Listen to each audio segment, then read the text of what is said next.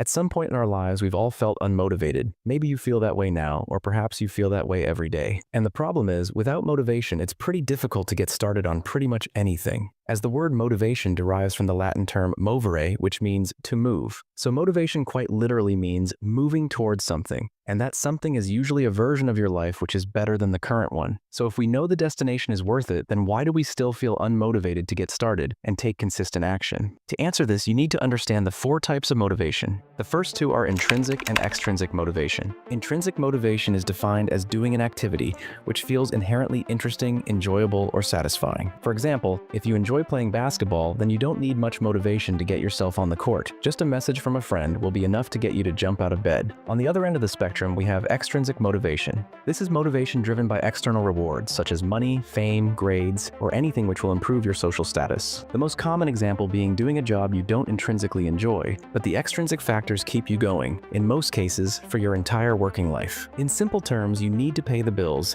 and that's enough extrinsic motivation to get yourself on an overcrowded train first thing in the morning and stare at a screen for 8 hours a day. But intrinsic and extrinsic motivation are closely linked to the 3rd and 4th type of motivation, pain and pleasure. The pain of being sacked from your job is perhaps why you can't keep snoozing your alarm in the morning. But the pleasure of finishing an entire season of Squid Games can keep you up till early hours of the morning, even when you know you've got to wake up for work in just a few hours, as somehow you'll manage to wake up on time because the pain of not doing so is too high. And this is a key point to note. Pain is usually a more powerful motivator than pleasure. This is why we struggle to quit bad habits if the only motivating factor is driven by pleasure, for example, looking or feeling better. However, as soon as there is a serious health scare, most people go cold turkey and turn things around pretty quickly, because the pain of suffering is far greater than the pleasure of your bad habits. And equally, intrinsic motivation is usually more sustainable and long-lasting than extrinsic motivation alone. The ultimate motivation to act towards your goals comes when you combine all 4 elements and use them to your advantage. For example, you find an activity intrinsically rewarding, let's say playing the piano.